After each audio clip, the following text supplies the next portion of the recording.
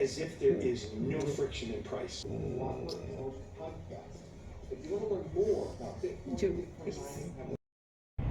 Why cold approach is so difficult and why there is such a turnover with guys that get into it. They fail, they quit, and in reality there's not too many guys that actually do cold approach. There's guys that try it for a short period of time, they get into it, they put in a bit of effort, and they quit.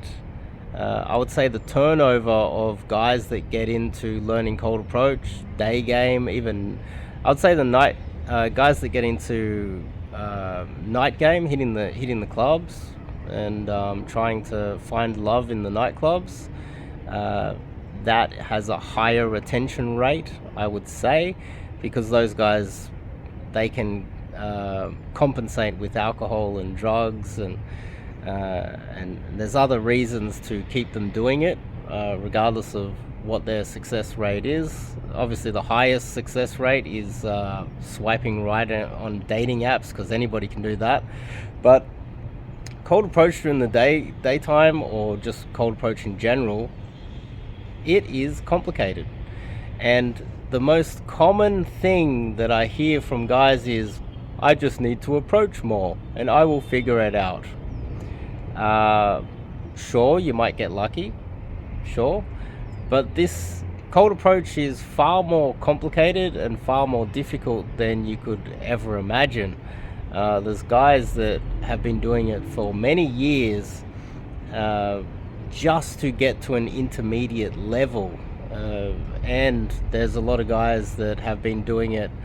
They've done a lot of training and coaching, but they've ran down the wrong rabbit hole of different strategies, and they've never got the success that they desired, because they were doing the wrong thing over time and they didn't learn from their mistakes. They didn't have the right people around them.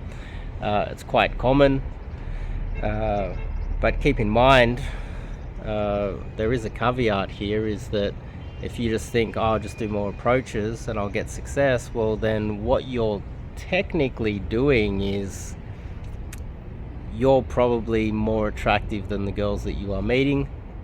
Sorry, I got hair in my mouth. You're probably a lot more higher value than the girls that you were dating. So therefore, really, you're getting girls beneath your mate value, girls that really they're not the type of girls that you're dating and you just think, oh my god, this is the girl, this is love, this is the girl that I'm going to settle down with, have some kids, and I'm going to spend my life with, because you're kind of punching down. People see this as more of an ego trip, where you're punching down. So this is like a competitive thing amongst men. It's not really. The goal is for you to get a girl that is out of your league, that is, either out of that 6-year age range. She's like a decade younger than you. She's like more attractive than you, so that you will want to marry her. Keep in mind, men are the ones that decide on long-term relationships, not women. Women gatekeep sex in the early stages and who they date in the early stages, and we're the ones that decide who we're going to marry and settle down with and get serious with. And so if you're punching down and getting girls that, well, any fool can get just by approaching because they're beneath you, they're not exactly the type of girl that has that wow factor for you based on where you're at. Cold approach gives you access to the wow factor girls that are way out of your league. They're over a decade younger than you, they're more attractive than you, they're sometimes smarter and more socially aware than you. The type of girl that you just start dating and you just think, wow, I have never met a girl like this before. She's awesome.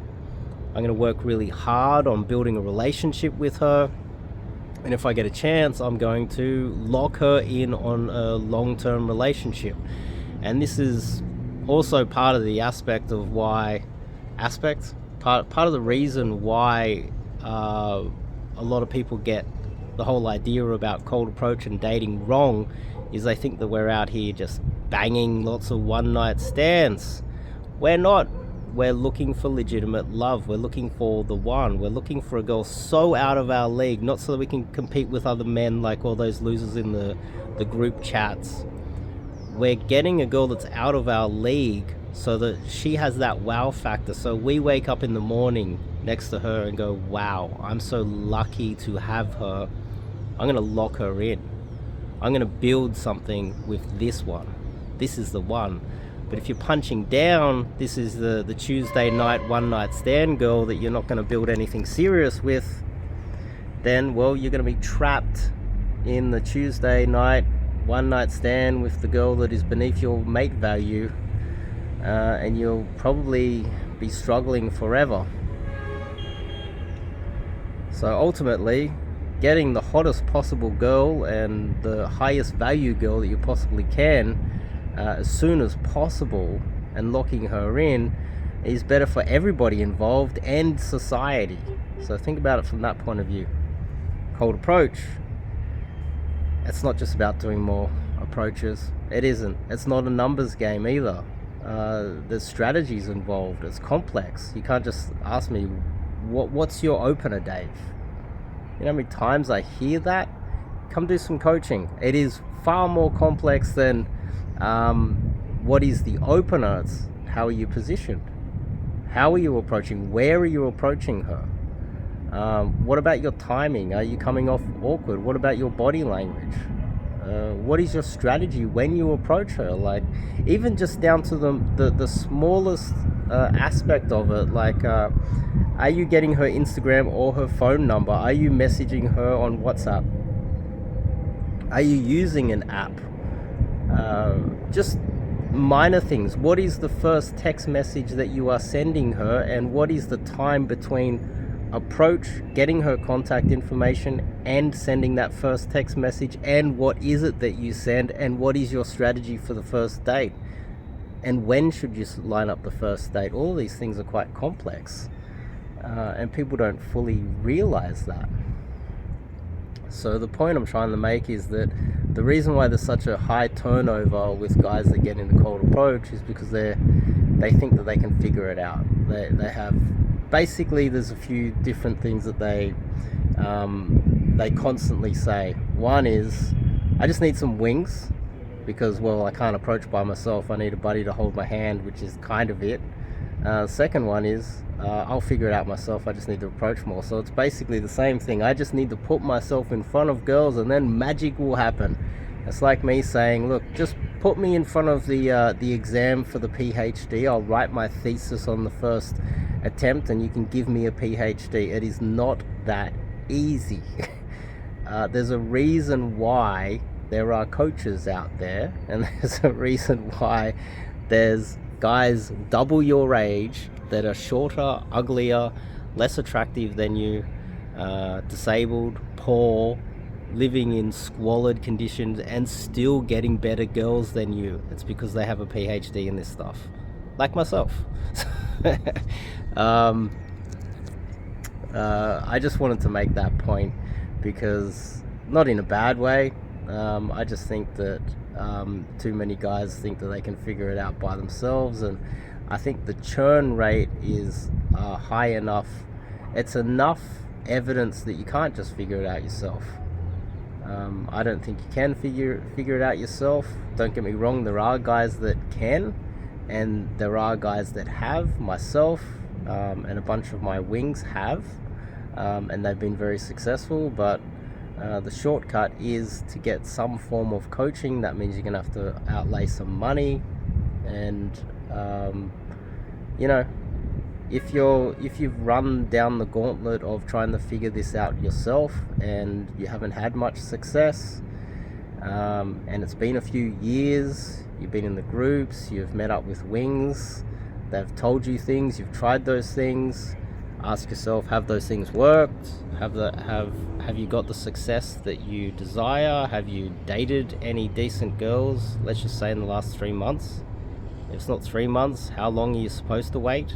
how many months do you have to wait until you find or at least date someone on your level that you want to actually get into a relationship with? Yeah, there's just a few things that I wanted to point out, just because every now and then I read in the comments guys going, yeah, I just need to figure this out. I got this. You read in the comments of these YouTube videos, there's a whole bunch of guys with their male egos giving advice. It's like, there's not a lot of guys in the comments asking questions and being humble. There's a lot of guys in the comments telling you how it is from their point of view. They got it. They know what's what. And majority of them don't, you know. It's not actually that easy to learn cold approach. So, and dating is far more complex than you might think. And ultimately, what are you trying to do? Find a girl that every time you are around her, you just feel lucky to be with her. The type of girl that you're not like, you don't walk down to the shops or go out to a restaurant with her and you see another girl that is beautiful and you just think, oh, I wish I was with that one. Or you go out in public and you just think, oh, I hope my friends don't see me with her. And all of us have felt that at some time in our lives, and you just don't have those the options at the moment, and that's why you are with the girl that you are with. Oh, she's older than you, or she's, you know, you're kind of embarrassed to be around her. So think about from that point of view. It would be much better if you found a girl that you were proud to be around, and that you would be extremely disappointed if you lost her, and one that you want to build your life around. And I get it, marriage is dangerous these days, but sometimes, you know, us men, especially in the West, we're trapped in a situation where it's what do? We just remain single forever? Yeah, it's a difficult situation, but that discussion is for another video. I'm just talking about trying to find the highest quality mate that you can, so that you can at least plan ahead. I'll see you guys in the next video.